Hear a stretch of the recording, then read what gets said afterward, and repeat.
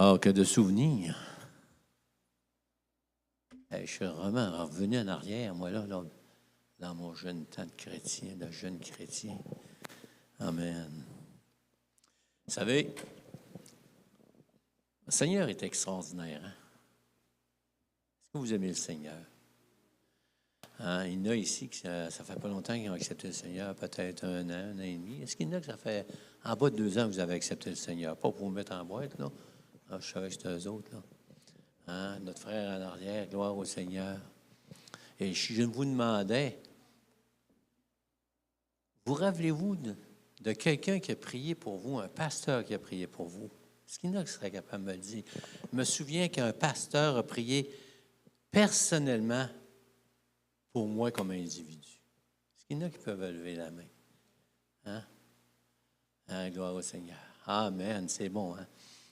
Alléluia. Quand j'étais un jeune chrétien, vous savez, c'est un privilège qu'on a de prier les uns pour les autres. Et je me souviens, j'étais dans cette petite église où on était 6 avec le pasteur et son épouse. Puis j'avais des parents à ma femme, mon beau-frère qui était à Montréal dans une église où les autres, il y avait un vieux pasteur. Il était tellement vieux, il avait 75 ans, peut-être 74, peut-être 75. Quand j'entendais dire qu'il y avait un pasteur de 74 ans, 75 ans, je disais, boy, ça se peut-tu? Et puis, c'est pas. Ben, aujourd'hui, on dit c'est pas vieux, mais quand tu as 25 ans, tu te dis, hey, et je me souviens qu'une bonne fin de semaine, mon beau-père, il me dit, écoute, on va monter à Montréal. Je vais aller te montrer l'église où j'ai accepté le Seigneur. Et puis, un vieux pasteur là-bas. Fait qu'on avait appelé mon beau-frère. On dit, on va être là en fin de semaine. Beau-père, moi, ma femme, le frère à ma femme, puis sa sœur. Fait qu'on monte à Montréal. On arrive le dimanche matin à l'église. Le vieux pasteur est là. Il est en avant, puis il dit, « Oh, frère, je suis heureux de vous rencontrer ce matin. Bonjour, monsieur, madame Renaud. Bonjour, Louise et son mari. On va prier pour vous ce matin. On prie pour vous à chaque jour. Et je prie pour votre église baptiste au lac Saint-Jean chaque jour. Je prie pour vous. Puis je continuerai à prier pour vous. » Et il avait prié pour nous autres. Moi, j'étais stupéfait. Je dis, hey, il ne me connaît même pas. Il me connaît juste de nom, que je suis un chrétien. Et sur sa déclaration, j'accepte. Je crois qu'il prie pour moi. Et j'ai été touché par cet homme. Et lorsqu'il donnait son témoignage, il disait qu'il était pasteur de 7 églises en Haïti. Oh! Les nouveaux chrétiens disent, comment ça? Il avait ouvert 7 églises à Haïti et c'est lui qui payait lui-même pour faire vivre les églises, payer les pasteurs. C'est lui qui payait les pasteurs, non pas avec l'argent de l'Église. Mais lui, avant d'être pasteur, des années avant, il avait hérité de sa parenté et il avait beaucoup d'argent. Et il l'a donné à l'œuvre du Seigneur. C'était en 75. Je ne sais pas en quelle année qu'il est mort, mais Pasteur Gomer. Je me souviens de son nom, Pasteur Gomer. Mais comme on dit par chez nous, moi, il me marquait au fer rouge. Parce qu'il priait. Je savais que cet homme-là priait pour nous autres au lac Saint-Jean. Pour nous autres personnellement. Mais saviez-vous que c'est merveilleux de savoir que Jésus prie pour nous? Il prie pour nous encore. Parce que Jésus est vivant. On va fêter la résurrection bientôt. Et dans la parole de Dieu, on voit que ce Jésus qui a été crucifié est ressuscité d'entre les morts puis qui est vivant. Puis ce matin, bien, on peut dire merci Seigneur que oui, ce vieux pasteur m'a marqué parce qu'il priait pour nous, mais aussi par sa prédication, par son œuvre dans le Seigneur. Mais lorsque les difficultés viennent, lorsque les l'ennemi est déchaîné parce que dernièrement, on parlait comment est-ce que l'ennemi veut détruire alentour de lui, alentour des chrétiens, dans la vie des chrétiens. Et on a juste à savoir que Jésus prie pour nous dans des situations précises. Et c'est ce qu'on va regarder ce matin, quelques situations où Jésus prie pour nous. Et on va se courber, puis on va demander à l'Esprit Saint, malgré le petit nombre qu'on est, vous savez, hein, on est une vingtaine, peut-être 25, je ne sais pas, je ne vais pas compter trop. Je sais qu'on est environ 24, 25. Je ressens le même Dieu que quand j'étais 4, 6 avec le pasteur dans la petite église à Alma, où on se sentait tellement isolé. Hein? Il y avait pas de chrétiens dans la ville pratiquement. Les seuls chrétiens qui étaient qui venaient le dimanche matin dans les environs, c'était des chrétiens des autres églises qui allaient visiter l'église baptiste. Nous autres, l'église de la Pentecôte, on était les seuls à se réunir le dimanche matin. Mais le Seigneur était là et le Seigneur faisait une œuvre qu'on ne voyait pas. Et on avait des combats, puis le Seigneur nous défendait. Alléluia. 1 Jean 2:1. Vous savez, lorsque l'ennemi vient, il vient toujours nous jouer dans la tête, comme on a dit l'autre jour, mais ça nous arrive peut-être qu'on tombe de différentes façons. Mais la parole de Dieu nous encourage à tourner le regard vers Jésus, parce que dans 1 Jean 2:1, il nous dit « Mes petits-enfants, je vous écris ces choses afin que vous ne péchiez point. » La première des choses que Dieu dit, en réalité, c'est « marche dans la sanctification ». Marche. Fais ce que tu as à faire. Mais il dit « Et si quelqu'un a péché, si quelqu'un tombe, on a un avocat auprès du Père Jésus-Christ le juste. » C'est-à-dire, un avocat, c'est quelqu'un qui défend notre cause. C'est quelqu'un qui nous défend. On lui dit où on est rendu. On ne lui fait pas de cachotterie. Je ne sais pas si vous avez déjà fait affaire avec un avocat. Il ne faut pas que tu y fasses un mensonge. Hein? Il faut que tu lui dises les choses telles qu'elles sont pour que lui puisse prendre ta défense convenablement. Et nous autres, on a Jésus qui nous défend. Et la parole de Dieu nous dit, nous avons un avocat auprès de Dieu, Jésus-Christ, le juste. Et si on tombe, si l'ennemi est arrivé puis il a réussi à nous faire chuter, bien, il a réussi. Il nous a incités, puis nous autres, on a tombé. C'est pas lui qui a tombé, c'est nous autres. Mais on a un avocat, on a Jésus qui est là, qui est fidèle et qui prend notre défense. Dans Romains 8,34, vous savez, un œuvre de l'ennemi, c'est de mettre le doute sur différentes choses. Il peut mettre notre doute sur notre salut, il peut mettre notre doute sur sa puissance, il peut mettre le doute sur il est trop loin pour répondre à nos prières. Il met le doute dans nos cœurs sur n'importe quoi. Il sert des circonstances. Mais dans Romains 8,34, lorsque l'ennemi vient et il veut nous condamner, la chose la plus facile pour un chrétien, c'est de se condamner et en faire ramasser. C'est vrai qu'on n'en fait jamais assez. Mais on fait qu'est-ce qu'on est capable aussi, avec la capacité qu'on a. Mais l'ennemi va se servir de nos manquements, de nos petites tribulations, ça je pourrais dire, pour nous amener à nous condamner. Mais dans Romains 8,34, il dit « Qui les condamnera? Christ est mort. Bien plus, il est ressuscité, il est à la droite de Dieu et il intercède pour nous. » Il intercède pour nous. Intercéder, c'est pour une personne en particulier. Intercéder, c'est pas faire... On prie pour les âmes perdues, hein? On prie mais des fois, on intercède pour des personnes en particulier. Des personnes qui sont chères à notre cœur.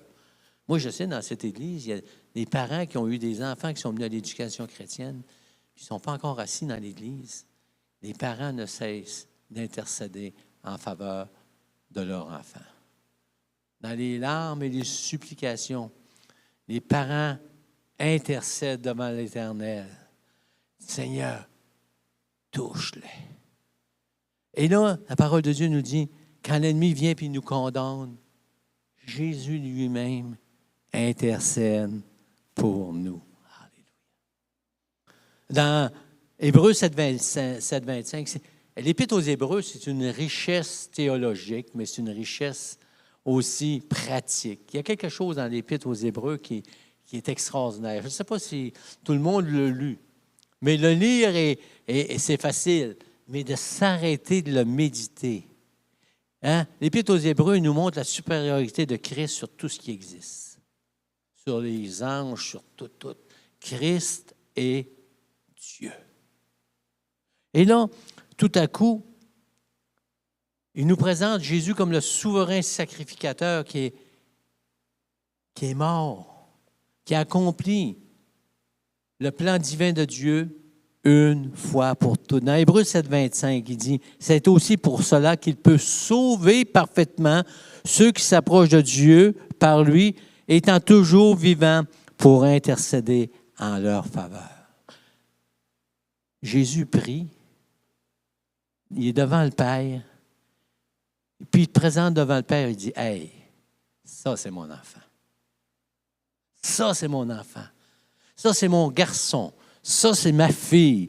Et Père, ne permets pas, j'intercède afin que l'ennemi n'ait pas de pouvoir, que l'ennemi ne mette pas le doute dans leur cœur sur la grâce qui est sur eux, sur le salut que j'ai accompli sur la croix du Calvaire. Ils sont parfaitement, éternellement justifiés, pardonnés, lavés, purifiés par mon sang qui a été versé sur la croix, par ma résurrection. Jésus est là devant le Père, puis il intercède encore pour moi. Parce que peu importe le nombre d'années qu'on a dans le Seigneur, il peut arriver des situations dans nos vies où tu es le Seigneur. Oh, certains vont dire, moi, je n'ai pas en doute mon salut, mais lorsque je commence à dire, hey Seigneur, où t'es? Où t'es? Où t'es? Parce qu'il commence à avoir un doute sur la présence de Dieu, sur cette intimité que Dieu veut qu'on ait avec lui. Et Dieu veut qu'on garde cette intimité-là. Et Jésus est toujours là pour aller vers le Père, pour intercéder en ma faveur. Hey, c'est mon enfant. Il m'appartient. Amen, il t'appartient, Seigneur. Mais si Jésus prie pour des temps spécifiques, il a prié pour une situation qu'aujourd'hui est déplorable dans l'Église. Sous le prétexte de faire avancer l'Église aujourd'hui. On voit partout dans toutes les dénominations chrétiennes aujourd'hui une tristesse comme pasteur, c'est qu'on voit division par-dessus division par-dessus division. Sous prétexte que la division est une multiplication. Ça peut arriver, mais est-ce biblique? La vraie division, je parle. Et Jésus a pris le temps de prier pour l'unité de l'Église. On voit ça dans Jean 17, verset 20. Ce n'est pas pour eux seulement que je prie, pour ses disciples, pour ceux qui sont là, mais encore pour ceux qui croiront en mon nom. C'est nous autres, ça. Amen. C'est ceux qui vont venir plus tard par leur parole, c'est-à-dire par le message de l'Évangile, par la prédication de la croix. Toutes mes feuilles sont collées. Ça va bien maintenant? 2 secondes. Mon verset. Afin que tous soient un comme toi, Père, tu es en moi et comme je suis en toi, afin qu'eux aussi soient un en nous et que le monde croit que tu m'as envoyé. Jésus prend la peine de prier pour l'unité dans l'Église. Alléluia. Et moi, je peux vous dire une chose. Moi, je suis béni dans l'Assemblée locale depuis 20 ans. Parce qu'on a passé des temps durs. On a eu toutes sortes de situations depuis que je suis ici. Des situations que beaucoup auraient pu abandonner, dire, bah, ça suffit. Ou des situations où on a dit, ah, ben, ça ne marche pas à mon goût, où on aurait perdu notre unité, ou dire, ben, écoute, je ne suis pas toujours d'accord avec ce qui se fait dans l'Église. Et vous savez, on prend des principes bibliques de la parole de Dieu pour faire des divisions dans nos églises. C'est bien plus au point de vue personnel qu'on fait une division dans une église qu'au point de vue théologique. Parlez à ceux qui passent au travers des divisions, ils vont vous dire, ah, il est arrivé telle situation, et moi, je pourrais vous en donner des situations où j'ai vu des églises se diviser, et c'était toujours un prétexte qui semblait théologique, mais en réalité, ce n'était pas ça. C'est un problème d'individu avec un autre individu. Et Jésus est là et il dit, Père, la prière d'unité, comme je suis un en toi, comme on est un, Seigneur, qu'il soit un ensemble, qu'il soit un tout. Et c'est ce qui fait qu'une Église demeure unie. Beaucoup de gens viennent ici et disent, hey, c'est extraordinaire de voir comment est-ce qu'il y a de personnes qui vont à prière le mercredi soir. Le petit nombre que vous êtes, c'est spécial la prière. Savez-vous pourquoi est-ce qu'on est de même? C'est parce qu'on est un. On est un. Et si Jésus a pris à la peine de prier pour qu'on soit un ensemble, c'est parce que c'est primordial dans l'Église locale. C'est primordial pour l'Église locale d'être unie parce que c'est une démonstration pour ceux du dehors. Lorsqu'on sort de l'Église, qu'est-ce qu'on voit? C'est chacun cherche son intérêt. Chacun cherche sa propre intérêt dans sa propre personne, à tous les niveaux que ce soit. C'est une jungle. Les gens disent ça, on est dans une jungle. On ne sait jamais quand est-ce que quelqu'un va nous mettre dehors, va vouloir prendre notre place. On n'est pas capable de se parler, on n'est pas capable d'avancer ensemble. Et Dieu, Jésus, il prie pour que l'Église soit un parce qu'il était au courant avant qu'on soit en Église, avant que l'Église primitive soit là. Jésus prend la peine de prier pour tous les chrétiens qui allaient être unis dans une Église locale pour qu'ils soient un, parce que ce que l'ennemi va vouloir faire au travers le livre des Actes, on commence dans le livre des Actes tout de suite, c'était de diviser les gens dans les églises pour que l'œuvre de Dieu soit ralentie. L'œuvre de Dieu peut être ralentie par un manque d'unité. L'Église peut être ralentie par un manque d'unité. C'est-à-dire, pas juste en nombre, je parle, mais spirituellement, on peut être ralenti par un manque d'unité. À ceci, tous connaîtront que vous êtes mes disciples. C'est triste lorsqu'on parle à des gens dans le monde, puis ils viennent nous dire, « Ah ben moi, écoute, là, hein, les églises chrétiennes, là, ils sont pires que nous autres, ils ne sont même pas capables de s'entendre dans l'Église. Ils ne sont même pas capables de s'aimer les uns les autres. Comment est-ce que tu veux qu'on aille là? Ils ne sont pas capables d'être un. » Et Jésus, il savait qu'on allait avoir ce combat d'unité-là. Et il prie pour nous afin qu'on soit un. Alléluia. Divisé pour prospérer. J'ai entendu ça souvent, moi, dans les églises. On va se diviser, puis ça va faire... j'étais dans une ville où on m'a demandé d'aller dans cette église-là parce qu'il y avait eu une division, en croyant que je pouvais ramener tout le monde. C'est pas un homme qui ramène tout le monde. Même s'il est bien intentionné, même s'il est envoyé de Dieu, si l'Esprit de Dieu, si les gens ne répondent pas à l'Esprit de Dieu, l'Esprit d'unité, ça ne marche pas. Et dernièrement, je suis retourné dans cette ville parce que moi, je suis arrivé là dans les années 95 pour remplacer un pasteur qui avait fait une division. Il y avait une division dans l'Église. Il y avait une autre Église qui avait ouverte, puis il croyait que les gens allaient revenir. Vous savez combien c'est rendu d'Églises sur la même dénomination? On a compté ça à quelqu'un cette semaine c'est un pasteur qui était chez moi puis qui me disait je vais aller prêcher dans telle ville. Et je lui ai dit que dans quelle église? Il dit il n'y en a rien qu'une. Non. Il dit il y en a 5 pentecôtistes. Comment ça? C'est toutes d'autres dénominations pentecôtistes. Pentecôtistes, un tel. Non. J'ai dit sortez de la même église. Il dit voyons donc. Il dit oui. Mais j'ai des églises, là. Si tu comptes toutes les personnes qu'il y a dans les églises, là, ben c'est l'église, là, 30 ans. C'est le même nombre de personnes, parce que c'est toutes les mêmes personnes qui sont dans des églises différentes et qui ne s'entendent plus.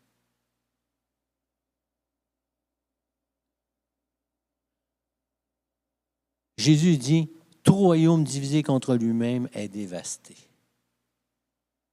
Et toute ville ou maison divisée contre elle-même ne peut subsister. » Lorsque j'étais dans la région de Victoriaville, je peux le nommer, l'église, il y avait l'église de Saint-Hyacinthe qui avait passé je ne sais pas combien de divisions. Il y avait 3 ou 4 églises. C'était toute la même église en réalité, puis ils se battaient une contre l'autre. Et les élèves n'avançaient pas. Et tout à coup, Dieu a fait un miracle. L'Esprit Saint a parlé aux chrétiens. L'Esprit Saint leur a parlé, il leur a dit, « Hey, retournez à votre église maternelle, la première église. Attachez-vous à votre première église. » Et aujourd'hui, on voit l'église. Les gens sont revenus. Ils ont fermé leur église qui était une division. Ils sont rejoints à l'église, la mère. Et aujourd'hui, l'église, elle va bien. L'église a fait une influence dans la ville qu'ils n'ont jamais eue à cause de l'unité.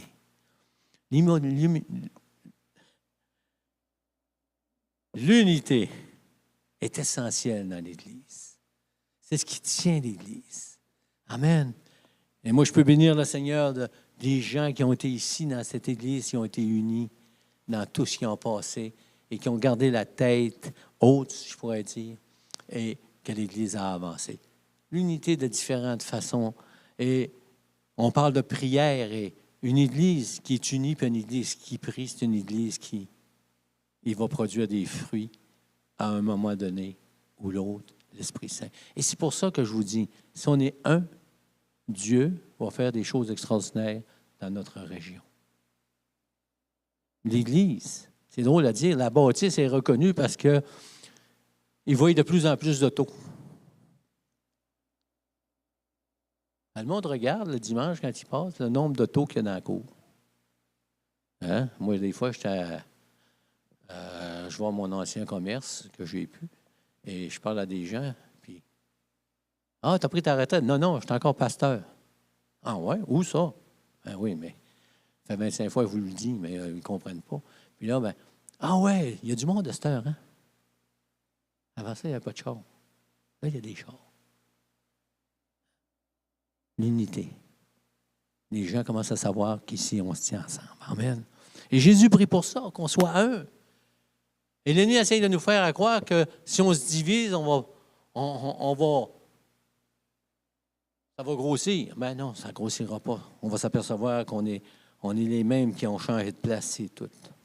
Mais pourquoi Jésus est là puis prie? Parce que l'unité demande un effort. Ça demande des efforts. Partout dans la parole de Dieu, je ne sais pas si des fois vous vous accrochez sur des mots.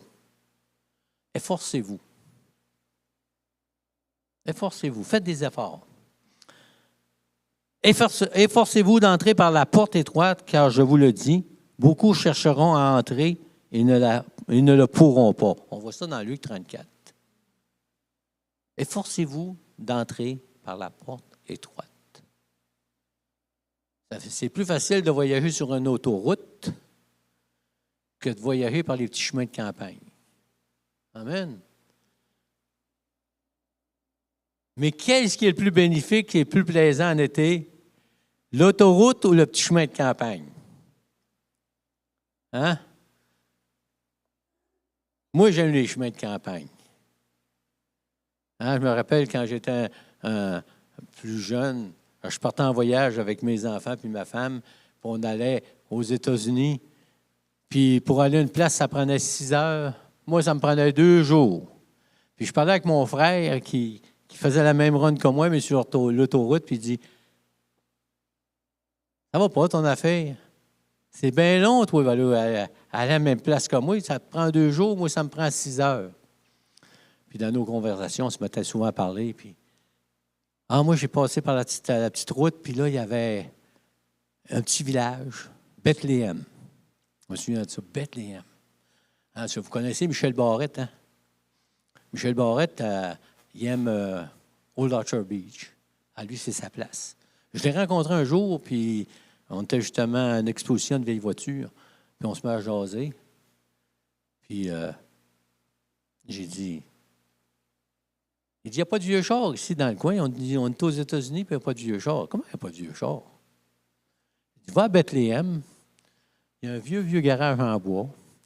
Il y a une transmission qui est sur le toit du toit du garage, avec un bonhomme qui est rentré dans la transmission. C'est un mannequin, là. J'ai dit, dans ce garage-là, là, il y a 2 Ford 1932. J'ai dit, si tu vas de l'autre bord, à l'autre village, Kenneburn Park, quelque chose de même, là, j'ai dit, si tu vas plus loin, là, il y a 6 camions, des pick-up 1937 dans la cour, sont tous bien cordés. Comment ça fait que tu sais ça? Ben, j'ai dit, moi, je prends un petit chemin de campagne. J'ai dit, c'est plus long. Ça demande des efforts. Parce que tu ne peux pas aller vite, mais tu vois des choses.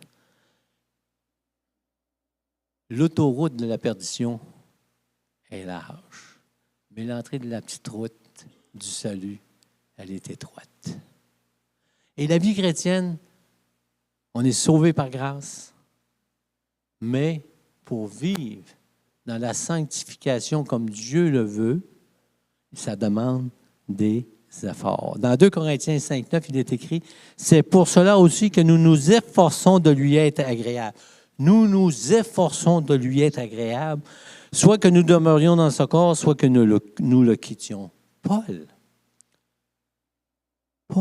l'apôtre Paul, qui vivait Christ, qui annonçait Christ, qui allait de village en village, hein, annoncer l'évangile de paix, annoncer le salut par grâce, annoncer que le seul chemin, c'était Jésus-Christ pour être sauvé.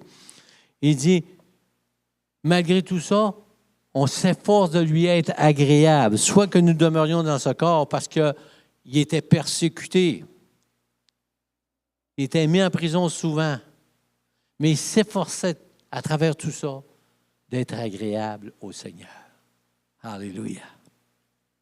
Dans 2 Pierre 1,5, il dit « Faites tous vos efforts pour joindre à votre foi. » Faites tous vos efforts pour joindre à votre foi. Si tu crois, pour être agréable au Seigneur, pour marcher dans le Seigneur, il va falloir que tu fasses des efforts. Il va falloir que tu rajoutes à ta foi, non pas des œuvres pour être sauvé, mais pour ta marche quotidienne. Il va falloir que tu fasses des efforts. Amen. Et Paul nous dit, dans Éphésiens 4,3, « Vous efforçant de conserver l'unité de l'esprit qui est le lien de la paix. » Vous efforçant de conserver l'unité de l'esprit par le lien de la paix. Et il vous dit, il faut toujours regarder ce qui est avant puis ce qui est après lorsqu'on lit la parole de Dieu. Dans Éphésiens 4, 1, il nous dit, « Je vous exhorte, je vous encourage donc, moi, le prisonnier dans le Seigneur, à marcher d'une manière digne de la vocation qui vous a été adressée, en toute humilité, douceur, patience, vous supportant les uns les autres. » Pourquoi est-ce que Paul écrit ça?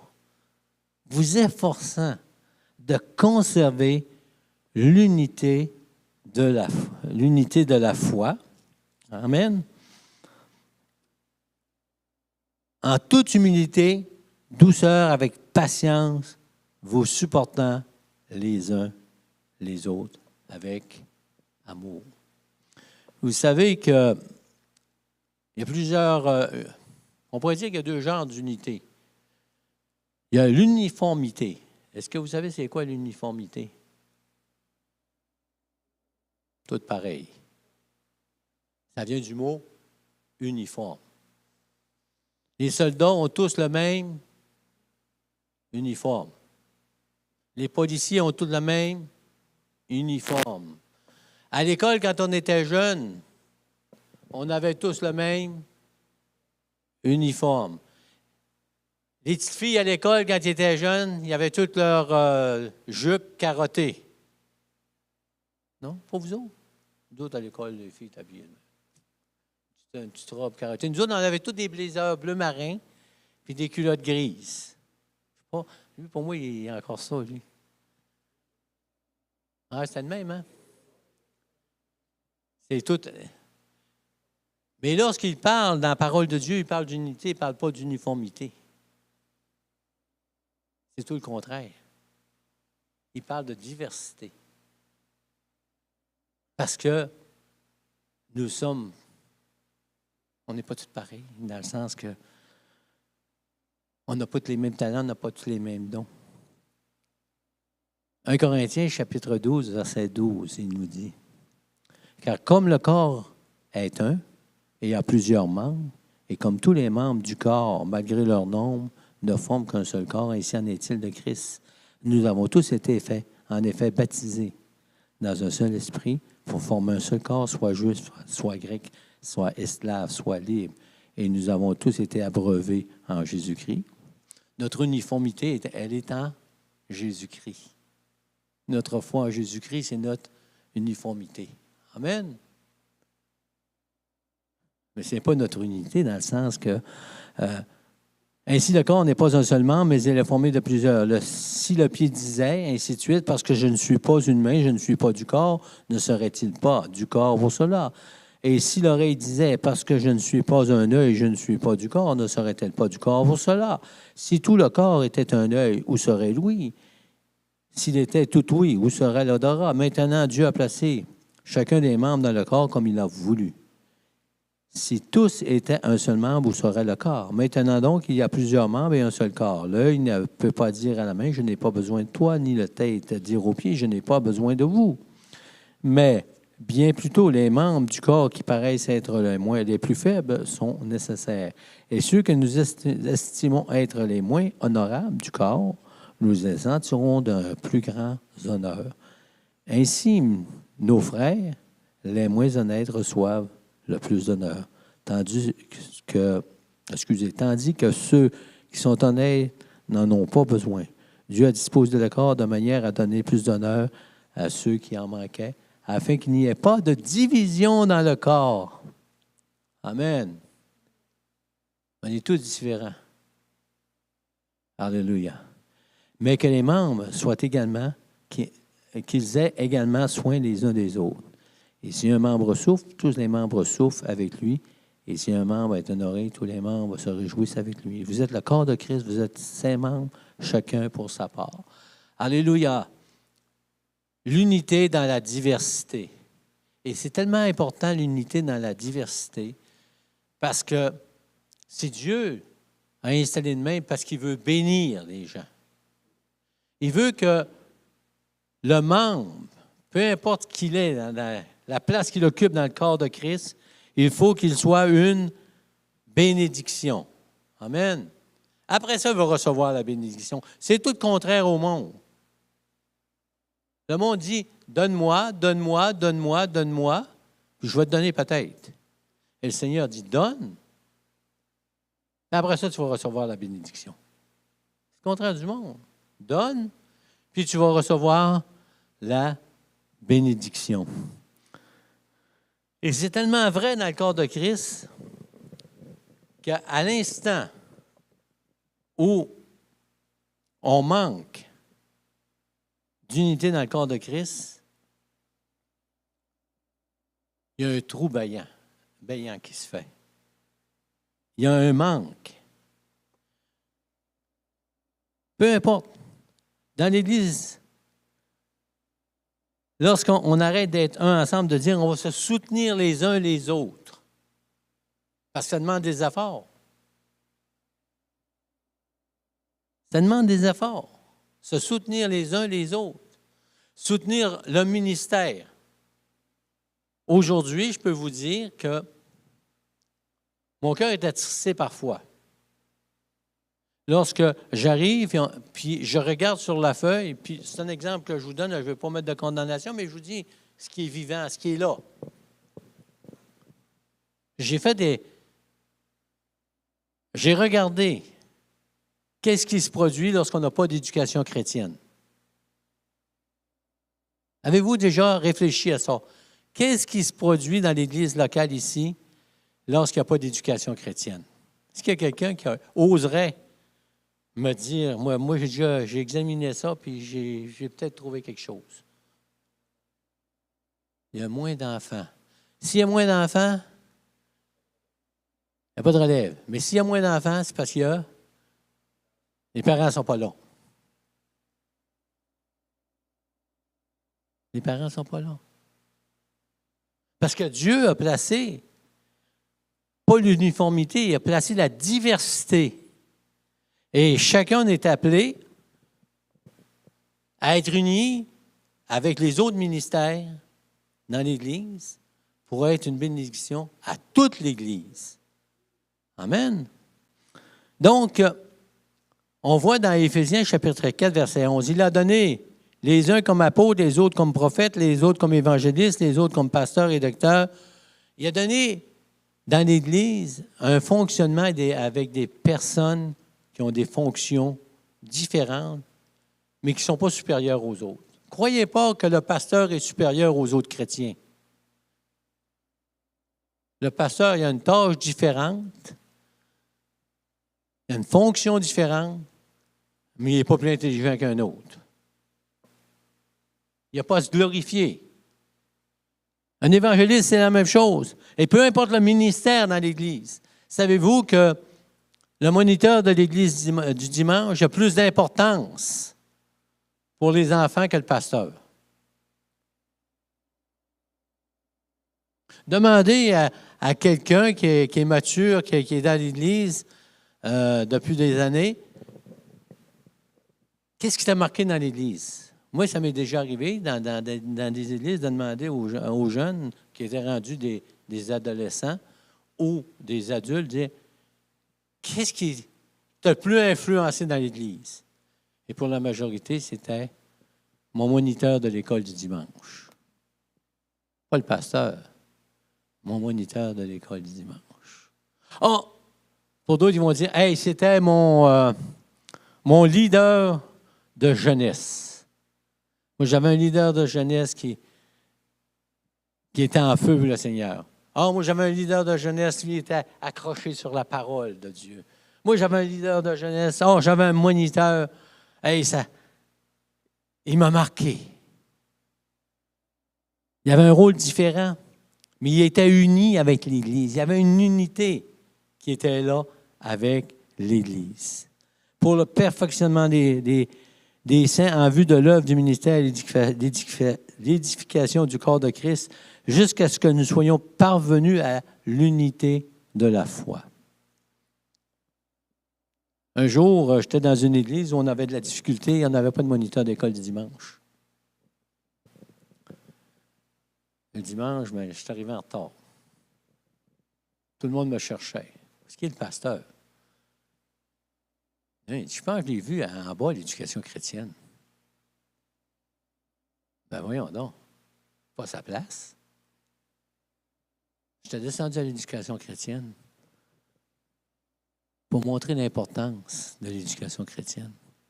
Lorsque le pasteur est obligé de descendre à l'éducation chrétienne, il y a un manque en haut. Il y a d'autres choses qui se produisent à quelque part.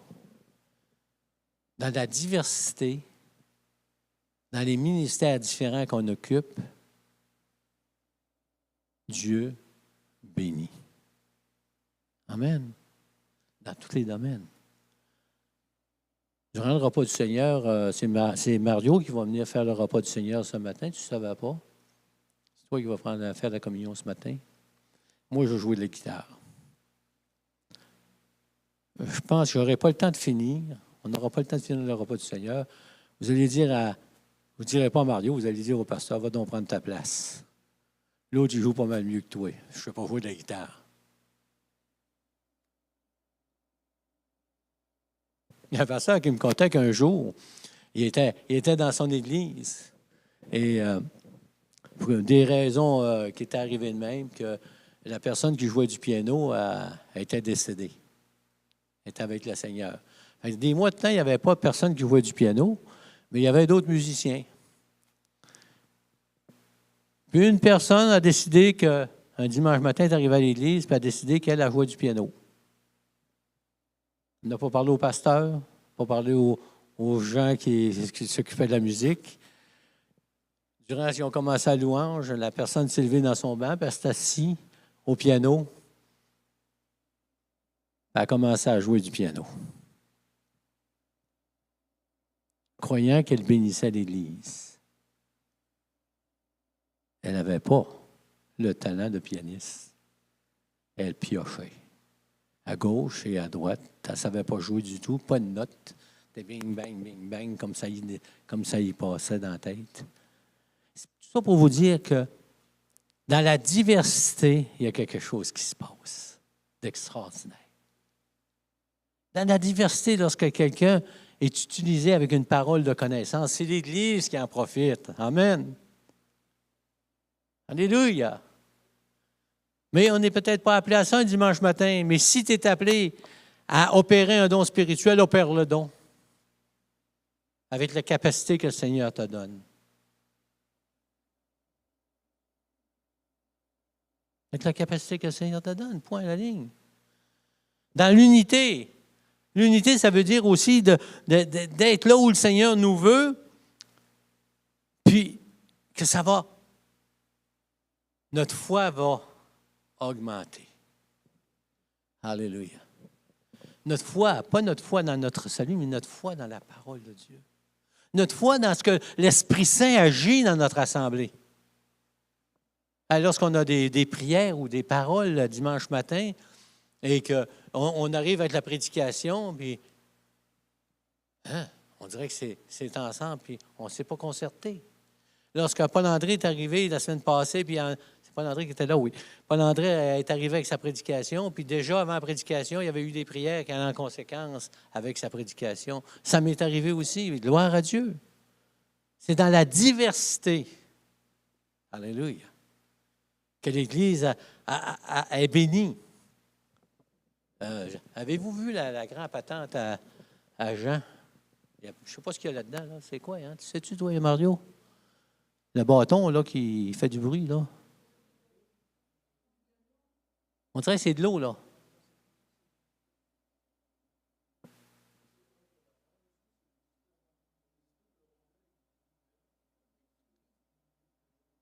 Ah, en tout cas, ça fait comme du son, puis des fois, ça fait comme de l'eau. Là, hein? Mais ça, c'est...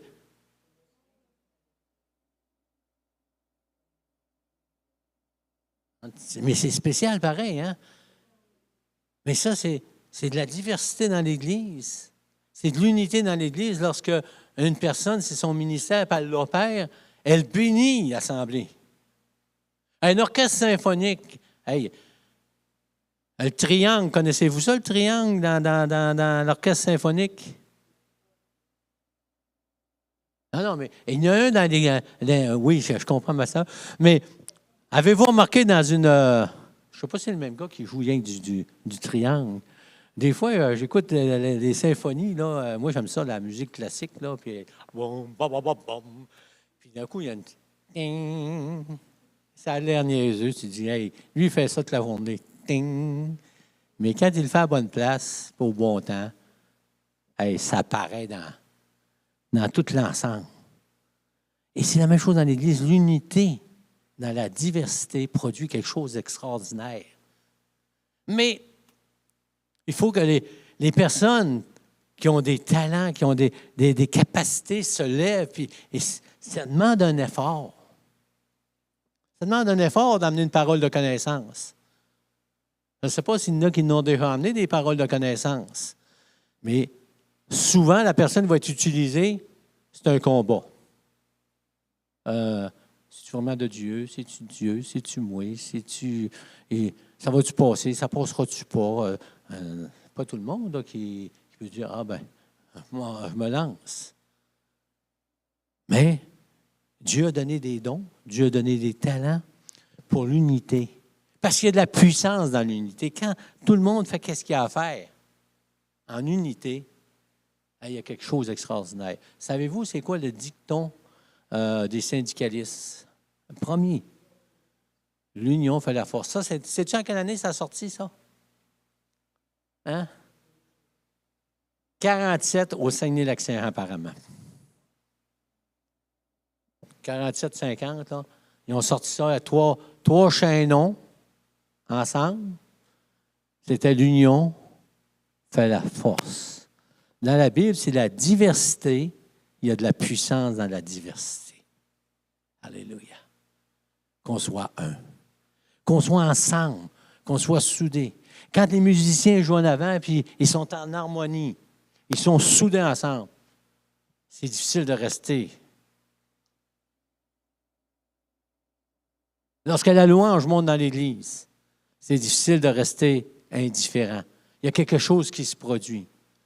Hein, lorsque l'éducation chrétienne a produit, les moniteurs sont là, puis ils agissent envers les enfants, il se produit quelque chose.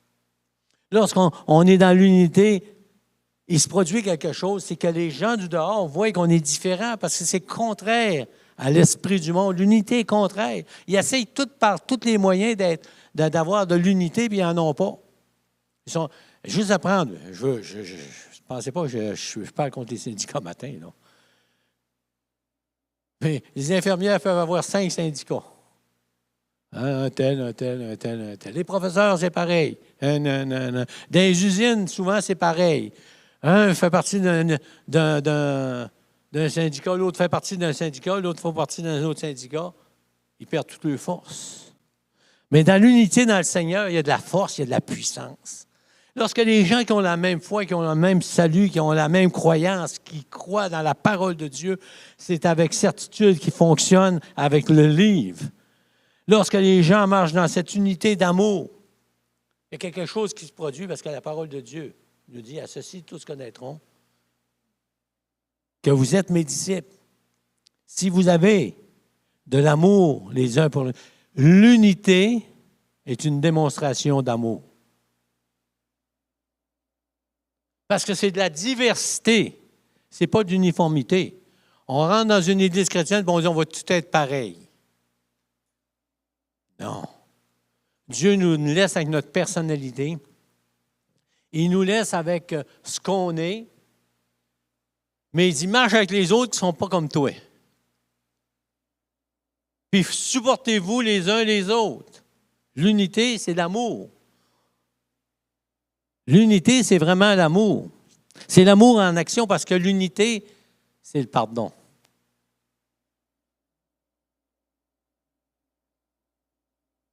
Ceux qui sont mariés, vous le savez, hein?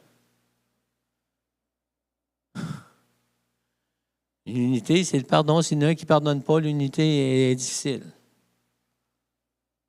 La parole de Dieu nous dit, si vous voulez être un, pardonnez-vous les uns les autres. Si l'un a sujet de se plaindre de l'autre, pardonnez-vous les uns les autres. La puissance de l'unité, c'est d'attendre l'autre. Savez-vous qu'on peut avoir des belles expériences lorsque tu attends quelqu'un? Un jour, il y avait un gars qui travaillait dans un commerce, puis il y avait un étudiant qui était avec lui. C'est l'étudiant qui m'a parlé de ça. Il dit, à un moment donné, il dit, je voulais tout lâcher, je voulais tout abandonner. Puis il dit, ça ne marchait plus dans mon affaire. Puis il dit, là où je travaillais, comme étudiant, et tout le monde s'entendait bien, malgré leur façon d'agir. Il y avait une belle ambiance. Mais il dit, j'avais de la misère avec une personne. C'est le jeune qui me témoignait ça des années après. Il dit, qu'est-ce qui est arrivé? Il dit, il y en a un du groupe qui s'est aperçu de ça, il m'a pris à part, puis il m'a emmené dans un escalier, puis il s'est assis à côté de moi. Il dit, t'es découragé, petit gars? Il dit, oui. Pourquoi t'es découragé? Bien, je regarde vous autres dans la shop, et il dit, vous travaillez tous en harmonie. Vous êtes tous différents l'un de l'autre, mais il dit, vous ne vous chicanez pas. Mais il dit, moi, j'ai de la misère avec un. Il dit, je vais abandonner. Il dit, le monsieur qui m'a amené dans l'escalier m'a donné un conseil. Il m'a mis la main sur l'épaule, il dit, lâche pas. Il faut que tu l'aimes, ce monsieur-là. Il y a quelque chose à t'apprendre. Je ne comprenais pas ce qu'il voulait me dire. Il dit, il y a quelque chose à t'apprendre. Et je suis revenu dans la shop, et il dit, monsieur dit, je vais t'offrir mon été. Il a toffé son été. Moi, je l'ai rencontré des années après. C'est lui qui me contait ça. Il dit, tu sais, grâce à ce monsieur que je n'étais pas capable de m'entendre avec, il dit, le monsieur qui m'a amené dans l'escalier, il m'a dit de l'attendre. Même si je suis plus jeune, il ne comprend pas. Il dit, je l'ai attendu, puis il dit, il m'a attendu. Il dit, aujourd'hui, je fais le même métier que lui, je travaille avec lui, puis ça va bien. Il dit, je suis capable d'avancer. C'est la même chose dans l'Église aujourd'hui. La parole de Dieu dit, attendez-vous les uns les autres parce qu'on n'est pas tous au même niveau. C'est ça l'unité, c'est de s'attendre. Combien de pasteurs ont manqué des bénédictions parce qu'ils n'ont pas voulu marcher en unité avec les gens que le Seigneur les envoyait. Il n'y a pas juste... Les pasteurs, des fois, on manque, nous autres aussi. Un pasteur m'a partagé un jour, il dit, hey, il était dans l'Église, puis il dit, je n'étais pas capable de m'entendre avec, puis il dit, c'est un pasteur de renom. C'est drôle pareil, hein? Tu n'étais pas capable de marcher en unité avec. Heureusement, le Seigneur l'a envoyé ailleurs, une façon de parler. L'humilité. Ne faites rien par esprit de parti ou par fin de gloire, mais que l'humilité vous fasse regarder les uns les autres comme étant au-dessus de vous-même. Que chacun de vous, au lieu de considérer ses propres intérêts, considère aussi ceux des autres. Peu importe le ministère. On ne fait pas un ministère pour nous autres, on fait un ministère envers les gens. Le moniteur qui est à l'éducation chrétienne, il fait un ministère envers les enfants. Il est là pour faire une bénédiction. Celui qui fait le nettoyage de la bâtisse, il bénit les gens. Amen. Il dit que tout se fasse dans l'humilité, comme Christ a été humble. Et c'est comme ça qu'on va avoir de la force dans l'Église. Il dit, il s'est dépouillé. L'unité demande souvent un dépouillement de notre être orgueilleux. Orgueilleux. Et lorsqu'on s'humilie, lorsqu'on veut marcher en unité, il y a quelque chose qui se produit. Votre humble pasteur a été déchu à un moment donné par son nouveau pasteur dans l'Église. On avait eu un changement pastoral et le nouveau pasteur qui est arrivé pour des considérations qu'il avait lui-même, en tout cas, il avait entendu dire des choses, je ne sais pas quoi. Première visite qu'il a faite chez nous, moi j'étais pasteur par intérim, si on pourrait dire. C'est moi qui prêchais quand le pasteur ne pouvait pas prêcher, c'est moi qui m'occupais de tout ça. Et quand il est arrivé à l'église, la semaine avant, il est venu chez nous, puis il dit, Pasteur Gilles, pas Pasteur Gilles, il dit, adjoint, et il dit, à partir de mon ministère, tu ne fais plus rien dans l'église. Tu t'assois. T'es sérieux? Il dit, oui. Et je t'expliquerai ça plus tard. J'ai dit, ça va durer une semaine. Ça a duré 9 mois. 9 mois de questionnement, de déchirement. Vous pouvez pas, si vous passez par là, vous allez... La souffrance toute confinée à rester assis pendant 9 mois. Puis recommencer le ministère dans la salle de bain. Mais le pasteur avait raison, peut-être. Peut-être que oui, peut-être que non, mais je crois qu'il avait raison. C'est qu'il voulait que l'Église ne dépende pas d'un homme, mais de tous. Chacun sa place. Chacun dans la diversité. Et après 9 mois, on a repris du ministère tranquillement. Dieu nous appelle avec nos diversités de dons, de talent à être utile dans l'Église, en harmonie, à s'attendre les uns les autres, parce qu'on a des caractères différents. Tout ce que je vous dis ce matin, vous le savez. Mais au travers de notre avancement spirituel dans l'Église, je sais que l'ennemi veut faire la division dans l'Église de différentes façons. Et on a besoin les uns des autres. On a besoin de se supporter les uns les autres. On a besoin de s'attendre les uns les autres. On a besoin de se pardonner les uns les autres. On a besoin de se dire, je veux être une bénédiction avec les autres parce que je suis différent d'un frère, d'une sœur, et moi, je peux faire quelque chose que ma sœur ne peut pas faire, que mon frère ne peut pas faire. Moi, je peux le faire, et je vais le faire en unité avec les autres. Alléluia. Je parlais avec un monsieur qui s'est fait couper le gros orteil. Savez-vous qu'est-ce que ça fait, faire se couper dans le gros orteil? Non. Plus d'équilibre, c'est ça. Et ça lui a pris des mois à reprendre son équilibre comme il faut, le dire qu'il puisse fonctionner, mais il manque toujours un petit peu de banane, là, comme on dit. Mais ce n'est pas un membre qu'on voit honorable, hein? On le cache. On en a besoin. On a besoin de nos orteils.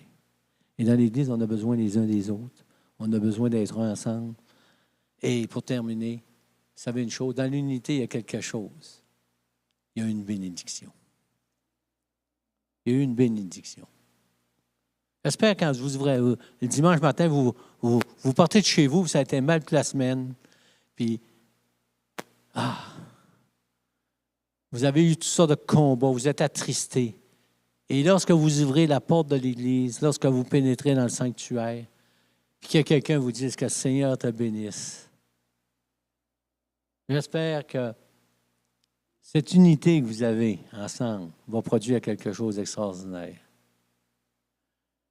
La parole de Dieu nous dit dans le psaume 133, « Voici, ô, qu'il est agréable et doux pour des frères de demeurer ensemble. C'est comme l'huile précieuse qui, répandue sur la tête, descend sur la barbe d'Aaron, qui descend sur les bords de ses vêtements. C'est comme la rosée de l'Hermon, qui descend sur les montagnes de Sion, car c'est là que l'Éternel envoie la bénédiction, la vie pour l'éternité. » Dans l'unité, il y a de la joie. Amen. Lorsque le peuple de Dieu marche dans l'unité, l'Église avance. Amen. Lorsque les chrétiens marchent dans l'unité, ils ont hâte de venir à l'Église. Ils ont hâte de quitter le monde. Ils sont obligés de travailler toute la semaine pour entrer dans l'Église puis revoir des frères et des sœurs qui ont la même foi, la même perspective. Et ils disent, « Hey, je suis à la bonne place ce matin. » Il y a de la puissance dans l'unité, il y a de la joie. Lorsque le mercredi soir, moi, j'arrive à l'église et la joie est tellement quelque chose d'extraordinaire que même les gens je regarde des gens, des fois, on est en train d'installer les chaises, puis ils ont tout le sourire. Puis l'un, il en met 10, l'autre, il dit, on va aller un petit peu plus loin à soir, on va en mettre 12. L'autre, il dit, on va en mettre 14. Là, on est rendu à 22. J'espère que la semaine prochaine, il y en a qui vont dire, on va en mettre 24. Mais je vois, il y a une joie dans l'unité parce qu'ils savent qu'on est ensemble pour chercher la face de Dieu, pour que l'œuvre de Dieu avance. Donc, il y a la joie dans l'unité et la bénédiction qu'on apporte aux autres. Et de ce fait, les autres nous apportent une bénédiction. Amen. Et ce matin, je vais inviter ceux qui sont préposés